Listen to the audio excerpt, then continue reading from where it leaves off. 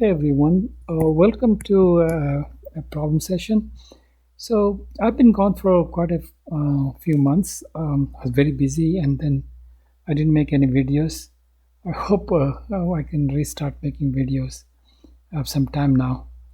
Okay, so here is a interesting problem. So this is actually 2025. So you can see I'm a little bit rusty. So it's 20, let's take a thicker pen. 2025 Indian JEE advanced paper 1. Okay, let's read this question. You can pause and read this question and then come back. I've already read this question. Actually, it's a pretty good question. So as this you can read the line by line, but I'll just explain what the picture is.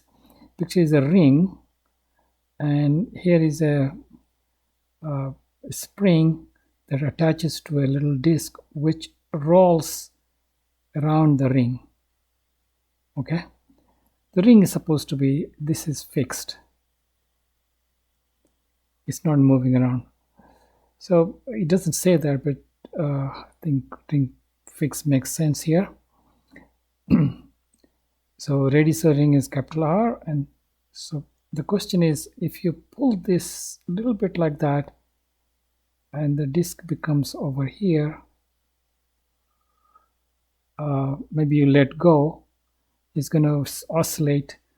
And the question is, if the time period of oscillation is t, which will be 2 pi over omega, omega is angular frequency, then the formula for omega is one of these.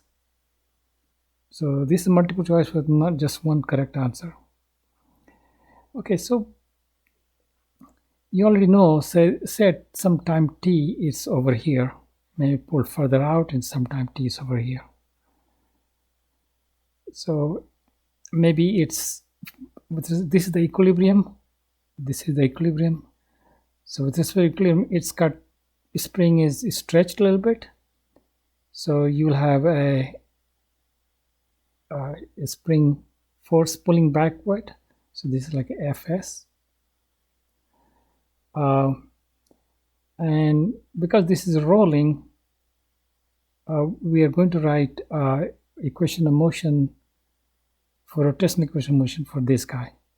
So for the disk, this is the disk,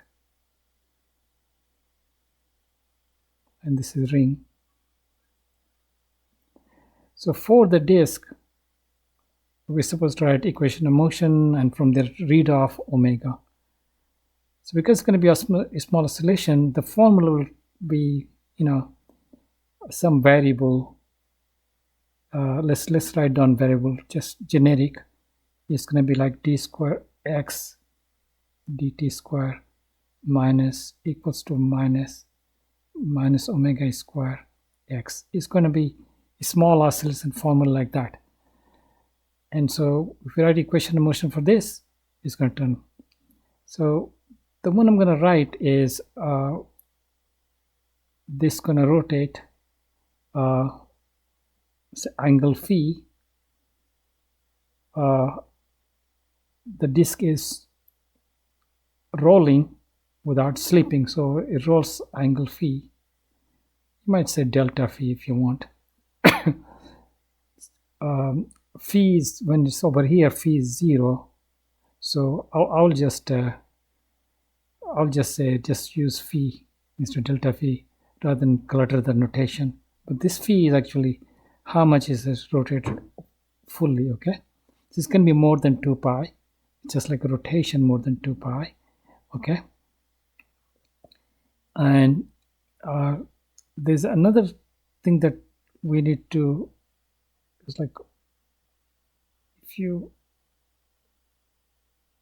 need to know this angle, say theta, and I'm going to write theta in phi in a little bit, but The reason I need to know that is there will be a there will be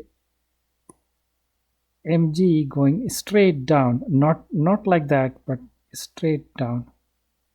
So actually best to write a disk in a big way like that. This is the point it touches. Okay, and so there are forces like this. There is a static friction, rolling friction like that, which is static friction, and then there is a normal like that, which is in that direction. That's the same direction as normal. And then the gravity acts at the center of, so the gravity is straight down like that, and spring force is this way. So if we this angle,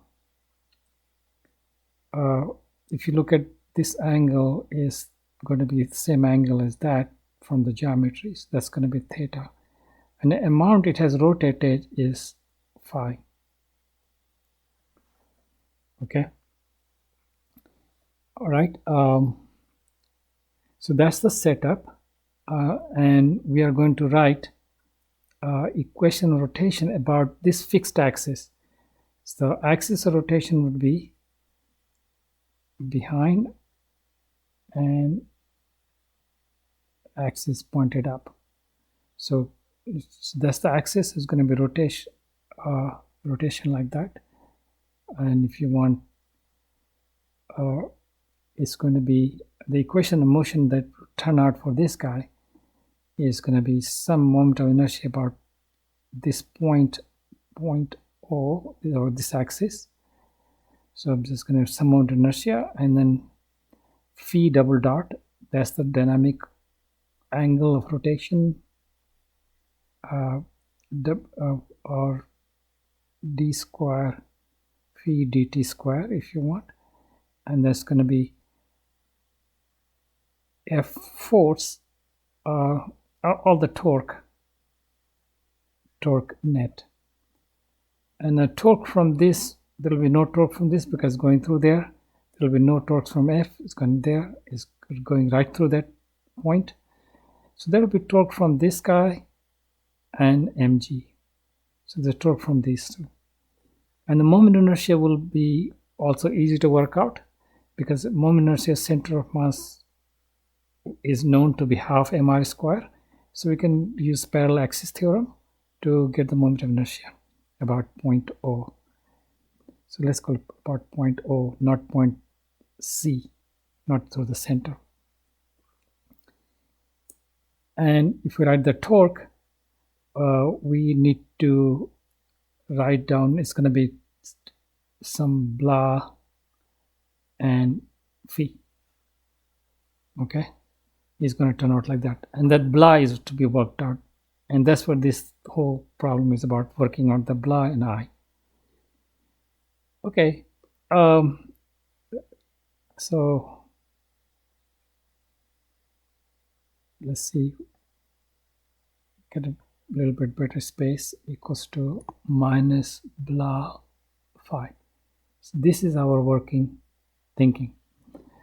All right, so how do I get write this I? So we can write I is going to be I about O we want, so I about C plus M, and the distance between them is little r, little m, I think it's little m r square. Okay, and so IC is half mr square plus mr square, and that's going to be 3/2 mr square. The torque from mg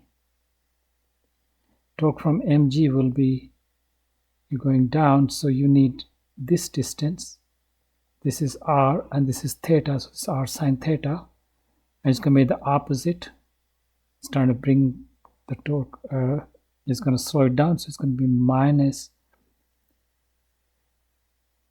mg r sine theta, which is, theta is going to be small, so we're going to make an approximation of sine theta.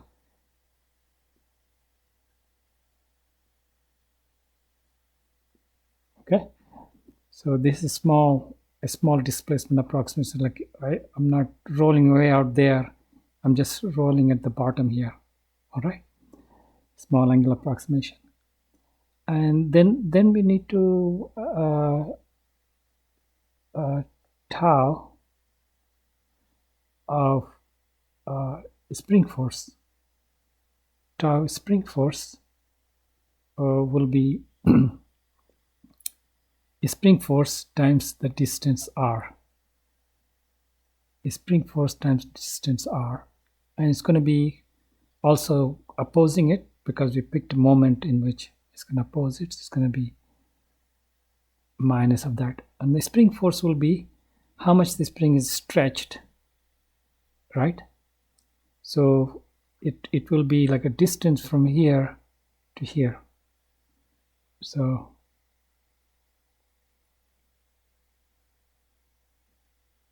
okay, so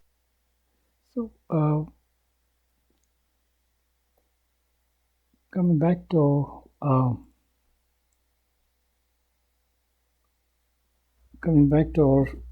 work here, we need to figure out how much is can be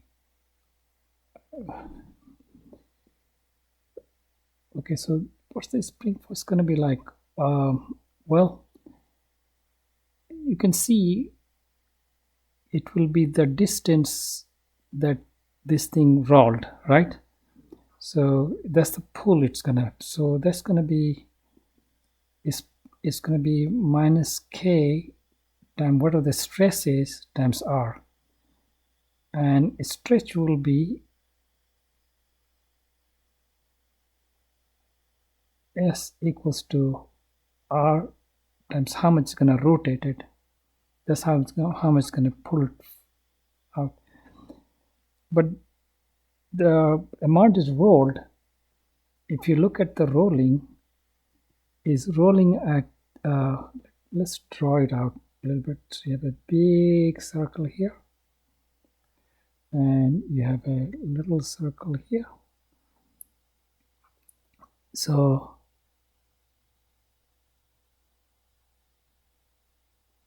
as from the vertical, if you look at the theta, so this distance is how much the center of mass has gone, right?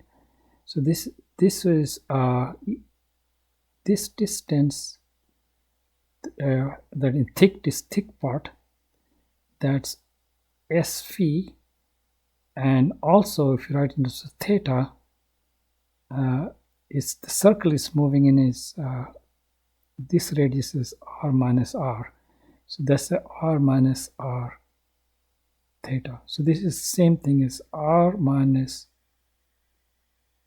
r theta. Okay, so far so good. So this also gives me theta and phi relationship. So this one I'm going to write down minus k using this r square phi. I don't have to go into theta and come back to phi, but this is the theta, so I need to convert that guy into phi. So this minus mg r square over r minus r phi. So let me kind of erase this and some of this and kind of come back and finish this up. Let me see if I have to erase it. I got some space I can work with. so I don't need to erase it. Okay, so we just implement this equation now. So what we got is 3/2 mr square for I, and then let's call it phi double dot for two time derivatives, each dot for time derivative, minus, and it's going to be everything phi, because this has phi in it and this has phi in it. So these two taus, the minus come out, so you have a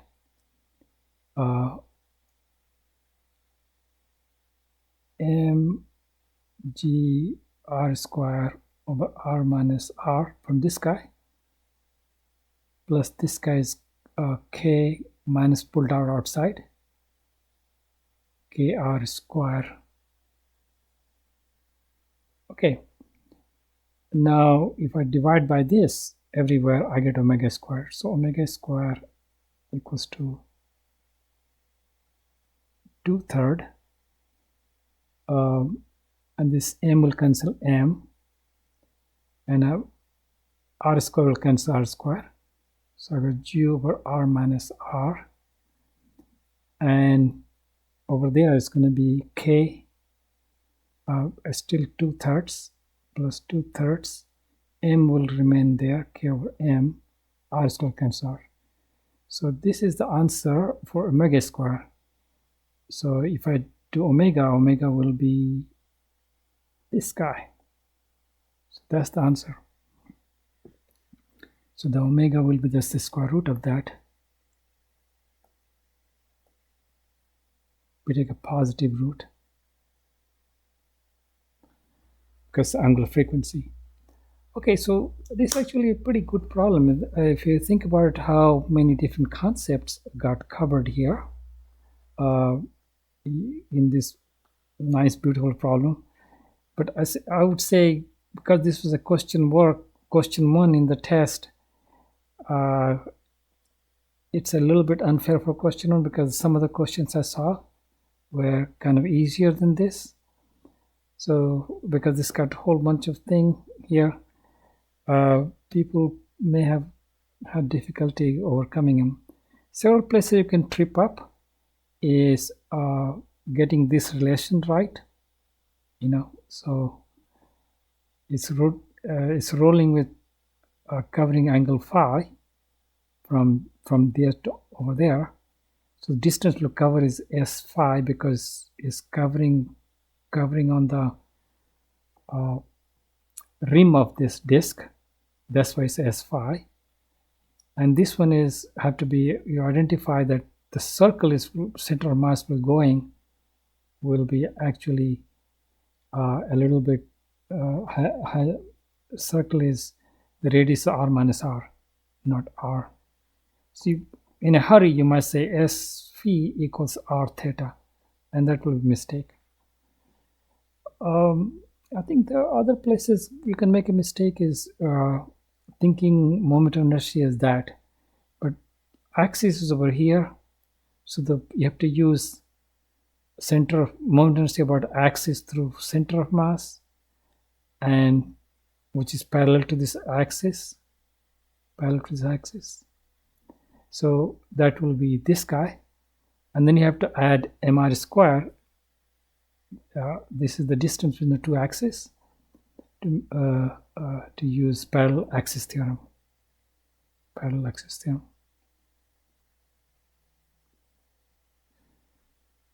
Other than that, I think this is a pretty fair question. All right, that's it. I will see you another question from this test in a future video. Bye.